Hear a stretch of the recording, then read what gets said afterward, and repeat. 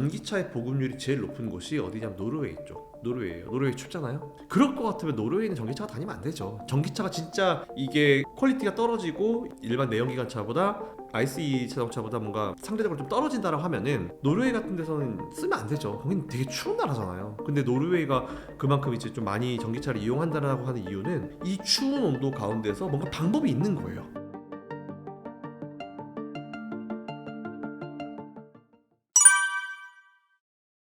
피곤합니다. 진짜 피곤한 상황이고 이런 거 좀 안 맞았으면 좋겠는데 LFP 배터리는 어쩔 수 없는 선택이긴 했을 거예요. 기업들이 결국은 이제 처음에는 퀄리티로 나가다가 나중에 결국은 퀄리티가 비슷해지게 되면은 가격을 좀 낮추면서 이제 서로 가격 경쟁을 하거든요. 근데 테슬라가 지난번에 일론 머스크가 나왔을 때 뭐라고 그랬냐면은 순이익을 우리가 회사의 순이익을 좀 잃는다 하더라도 시장 점유율을 잡아오기 위해서 노력하겠다라는 얘기를 한 6개월 전에 했었거든요. 그래서 저는 그때 테슬라가 뭔가 부품을 바꾸겠구나. 배터리는 바꾸지 마라.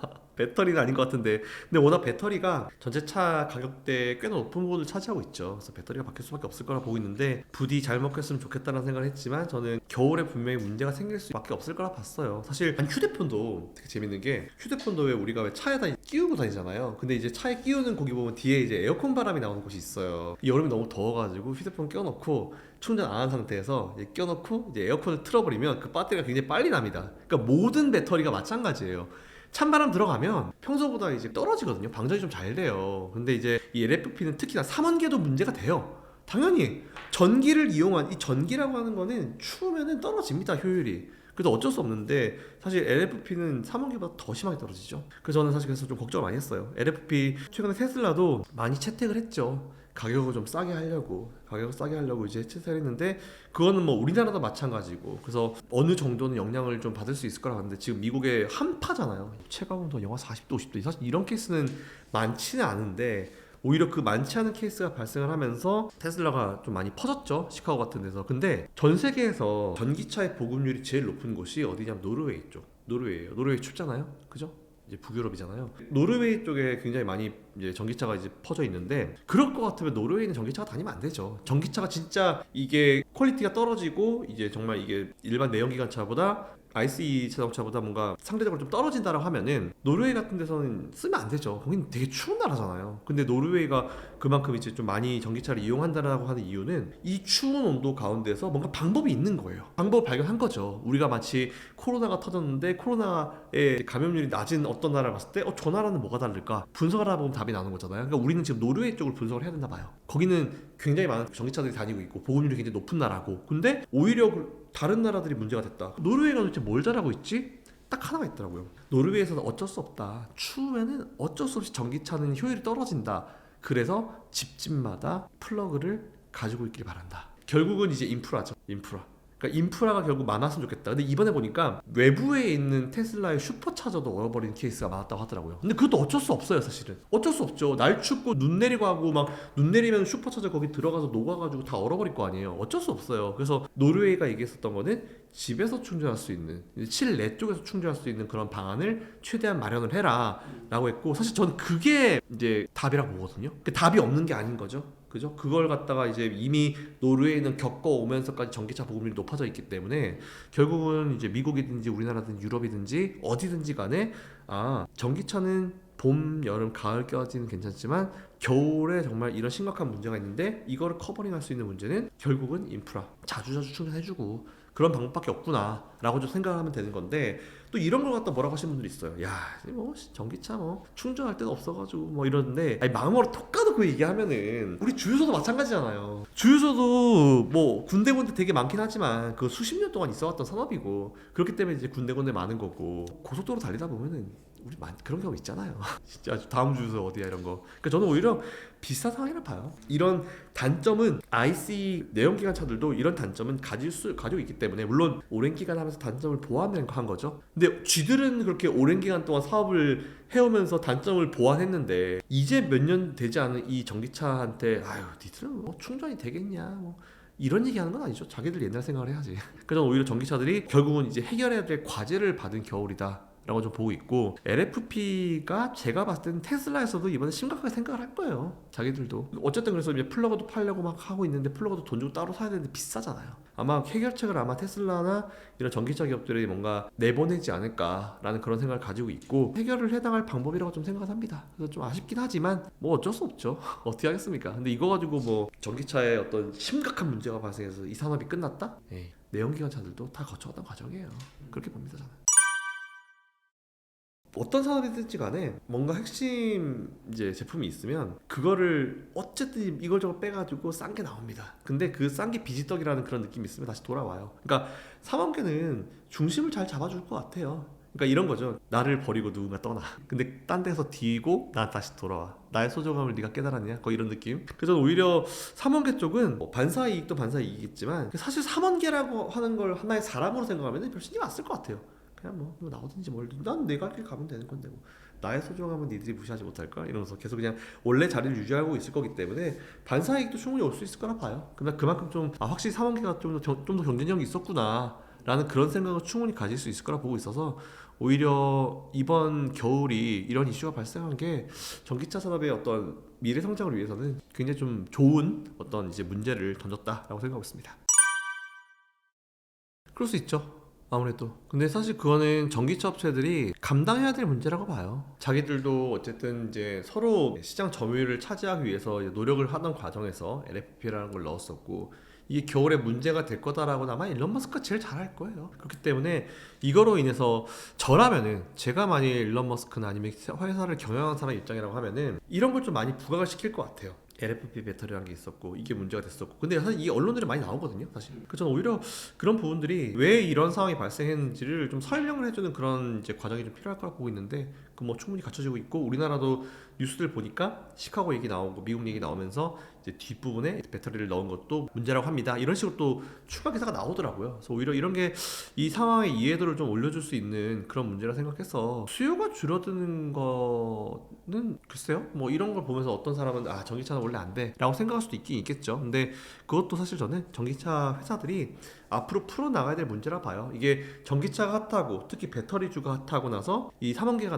맞는 첫 겨울이잖아요. 이번 겨울에 이런 이슈 가지고 과연 어떻게 이걸 또 해결해 나갈지 앞으로 그게 진짜 중요한 것 같습니다. 근데 수요가 잠깐 꺾일 수는 있는데, 원래 사람이란 건 망각의 동물이에요. 망각의 동물이고, 더 또 괜찮은 어떤 개선된 게 나오고 내년 겨울에 문제 없으면은 또 그렇구나 라고 하고 넘어가고, 사실 저 같은 사람들도 전기차를 언젠가 한번 사야지라고 생각을 하고 있긴 있지만 지금은 안 사고 있거든요. 왜냐면 이런 문제가 발생할 수 있을 거라 보고 있고, 그리고 이제 몇 년 후에는 경쟁력이 있는 가격대 살 수 있을 거라 보고 있기 때문에 얼리 어댑터들은 사실 처음 사죠. 근데 저는 예전에는 얼리 어댑터였는데 요즘엔 좀 안 그래요. 좀 지켜보고 있다가 어느 정도 좀 플립폰도 이제 접는 핸드폰도, 폴더블 폰도 좀 이따 사는 거죠. 처음 나왔을 때는 문제가 딱 있으면 이제 그 문제들을 다 개선하고 나서 나중에 한 두세 번째 나오는 핸드폰이 좋은 것처럼 전기차도 마찬가지인 것 같아요. 저 같은 사람들이 되게 많아가지고 저는 전기차 싫어하진 않아요. 왜냐면 기름값도 적게 들고 유지비도 적게 드는데 굉장히 좋죠. 근데 이게 과연 좀 비싼데 저 가격에 이거를 굳이 내가 지금? 이란 생각을 하는데, 그런 수요들이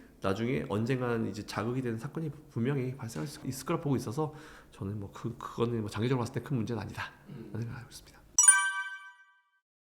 휴대폰 말씀하셨으니까, 예전에 저희 외할아버지 살아계셨던 몇십 년 전에 이제 모토로라 휴대폰이 생각나네요. 카폰이라고 하죠. 그때 휴대폰도 아니고 카폰, 정말 이만했습니다. 안테나가 이만했죠. 안테나가 진짜 이만했어. 이 정도 길었고 핸드폰도 이만했는데, 그때 배터리 크기가 진짜 이 뒤에다가 이게 다는 방식이었어요. 그러니까 거의 몸통이랑 똑같은 크기의 배터리였고, 그 배터리를 차에서 어디서 충전해요? 집에서 한 두세 개를 충전해가지고 들고 다니면서 나중에 떨어지면 이렇게 갖다 끼우는, 이게 드르륵 끼우는 방식이었거든요. 근데 그때도 그랬었죠. 그때는 그렇게 큰 배터리가 지금은 되게 이제 휴대폰 안에 장착될 정도로 되게 작아졌잖아요. 산업이 그만큼 발전하면서 이렇게 됐었고, 처음에도 너무 비쌌죠. 휴대폰 몇백만 원씩 하던 시절이었었고, 그게 막 개통을 하려고 해도 되게 비쌌던 시기였었는데, 휴대폰도 사실은 그런 과정을 좀 많이 거쳐왔었겠네요. 그런 어렵다라고 하는 과정도 거쳐왔었고, 이 휴대폰을 크기를 줄이는 거는 거의 불가능하다라는 생각을 많이 하던 시기가 분명히 있었는데, 그리고 그때 당시에는 모니터 요만했습니다. 요만했어요.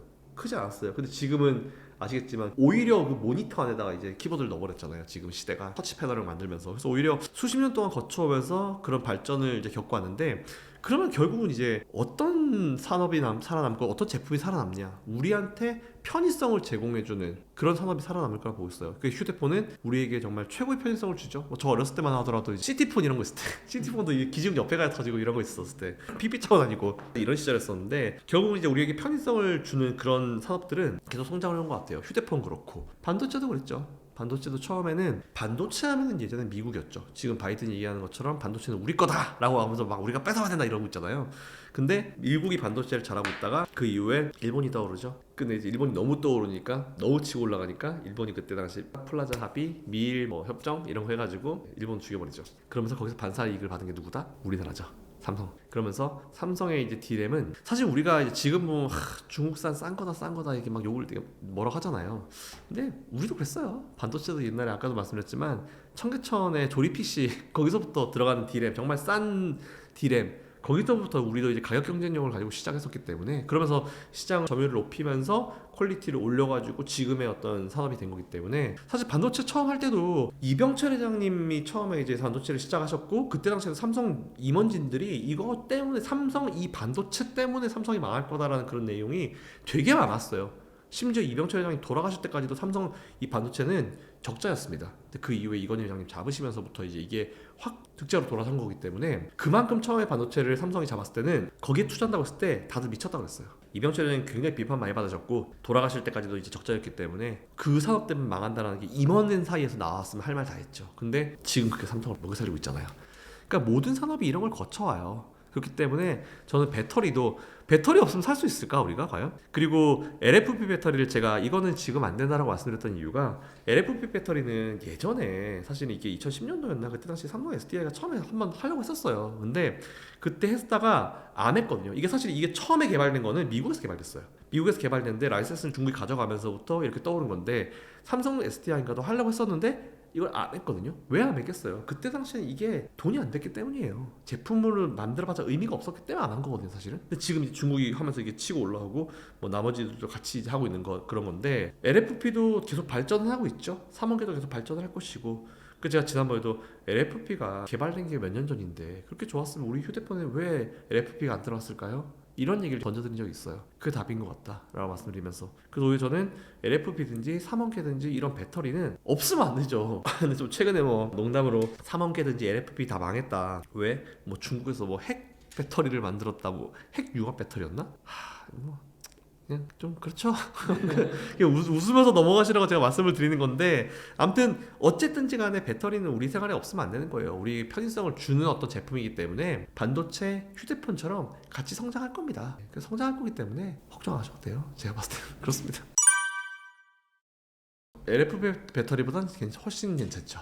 훨씬. 근데 배터리라는 게 뭐 어떤 배터리든지 간에 낮추면은 효율이 떨어져요. 다 떨어진다. 오케이. 다 떨어진다. 그래도 그나마 좀 덜 떨어지는 걸 우리가 한번 찾아보자 라고 하다 보면 3원계로 가는 거죠. 그래서 오히려 이번에 3원계 쪽은 그런 의미로 그래도 무겁고 좀 더 비싸긴 해도 3원계가 낫네 이런 이미지를 충분히 줄 수 있는 어떤 계기가 될 거라 보고 있습니다. 인프라 확충이 지금부터는 좀 우리가 생각했던 것보다 빨리 하겠네라는 그런 이미지를 줄 수 있을 것 같아요. 특히 전 요즘에 이번에 이제 외부에 있는 슈퍼차저 같은 게 얼어가지고 이제 이용을 못했다는 얘기가 나왔잖아요. 그래서 뭔가 개별적으로 사용할 수 있는 그런 개인이 가질 수 있는 그런 어떤 포터블한 그런 충전기 이런 것들이 좀 더 뭔가 각광을 받을 수 있지 않을까라는 노르웨이처럼 각자 집에 하나씩 다 가지고 있는 그런 상황이 좀 발생하지 않을까. 근데 사실 우리나라 같은 경우는 이제 아파트가 많기 때문에 그게 좀 불가능하긴 하죠. 근데 물론 아파트고 지하에다 주차장에 이제 다 배터리들이 충전기들이 있기 때문에 미국처럼 막 노출돼 있는 그런 상황이 많지는 않아요. 그래서 오히려 외부 충전소들은 그럴 수 있지만 실내 충전소, 실내 인프라에 대한 뭔가 중요도는 좀 아마 이번 계기로 좀 심각하게 생각하지 않을까.